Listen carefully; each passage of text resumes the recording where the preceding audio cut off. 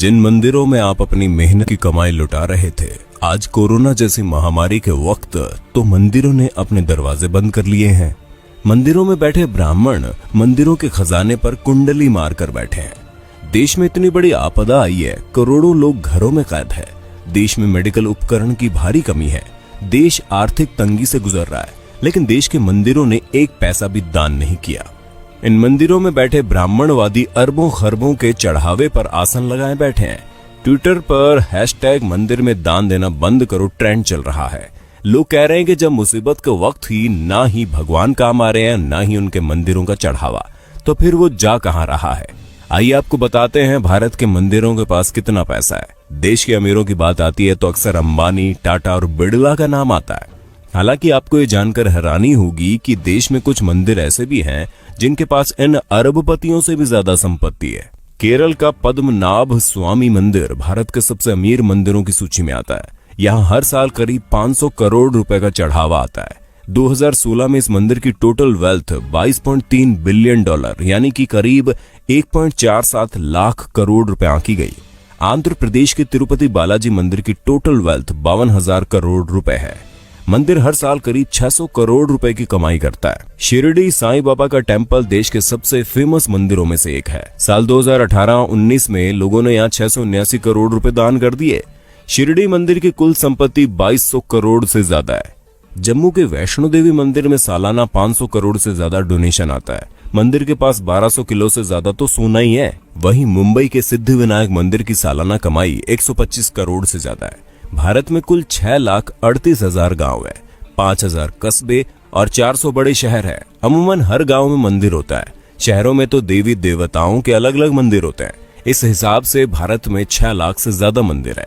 सोचिए इस देश की कितनी बड़ी संपत्ति पर सिर्फ और सिर्फ ब्राह्मणों का कब्जा है। पुरी का जगन्नाथ मंदिर, वाराणसी के काशी विश्वनाथ मंदिर, गुजरात के सोमनाथ मंदिर और मदुरई के मीनाक्षी मंदिर जैसे धार्मिक स्थलों पर खजाने भरे पड़े हैं, लेकिन मंदिरों में बैठे पंडित देश की भलाई के लिए एक पैसा तक दान नहीं करते। भगवान के नाम पर आपकी जेब खाली की जाती है और फिर ये लोग उसे हजम कर जाते हैं। जरा सोचिए, अगर ये मंदिर अपनी संपत्ति दान कर दे तो एक दिन में भारत की गरीबी दूर हो जाए, लेकिन ये ऐसा नहीं करते। धर्म के नाम पर लोगों को मूर्ख बनाकर ब्राह्मणवादी मौज काट रहे हैं। इसलिए अगली बार जब आप अपने बटुए से कोई नोट निकालें तो सोचिएगा जरूर कि आपके खून पसीने की कमाई पर कौन ऐश कर रहा है। मंदिर में या मस्जिद में सीमेंट की बोरी देने से पहले पड़ोस में देख लीजिए, अगर कोई गरीब हो तो आटे की बोरी पहले दीजिए। दान करना गलत नहीं है, लेकिन सोचने वाली बात है कि आखिर मंदिर में किए गए दान से किसका भला होता है। मंदिरों में दान करने वालों की मानसिकता क्या होती है। अपने देश में इतनी ज्यादा गरीबी है कि उनकी चिंता किसी को नहीं है। कई किसान भूख से मर जाते हैं, पर उनकी मदद करने के लिए कोई आगे नहीं आता। लेकिन मंदिरों में लाखों नहीं बल्कि करोड़ का गुप्त दान दिया जाता है। आखिर इस दान से हासिल क्या होता है, किसको मिलता है इसका लाभ। हम एक बात साफ कर दें, हम कोई नास्तिक नहीं है। भगवान ने हमारी भी उतनी आस्था जितनी होनी चाहिए। लेकिन सोचने वाली बात यह है कि आस्था जताने के लिए मंदिरों में दान करना जरूरी है। अगर नहीं तो फिर जो लोग मंदिरों में बेतहाशा दान करते हैं, उनके पीछे की मानसिकता क्या है। क्या उनको भगवान से किसी बात का डर रहता है? क्या ऐसे लोगों को जो कि काले धंधे करते हैं, उनके मन में बात रहती है कि वो भगवान के मंदिर में कुछ दान करके अपने पाप से बच जाएंगे? हमें तो लगता है ऐसी ही किसी मानसिकता के वशीभूत होकर ये लोग लाखों रुपए दान करते हैं। लेकिन इनके दान से किसका भला होता है? हमारे देश के बड़े बड़े मंदिरों की हालत क्या है, किसी से छुपी नहीं है। लाखों दान करने वालों के साथ वीआईपी और वीवीआईपी के लिए तो इन मंदिरों के द्वार मिनटों में खुल जाते हैं। इनको भगवान के दर्शन भी इनके मन मुताबिक समय पर हो जाते हैं।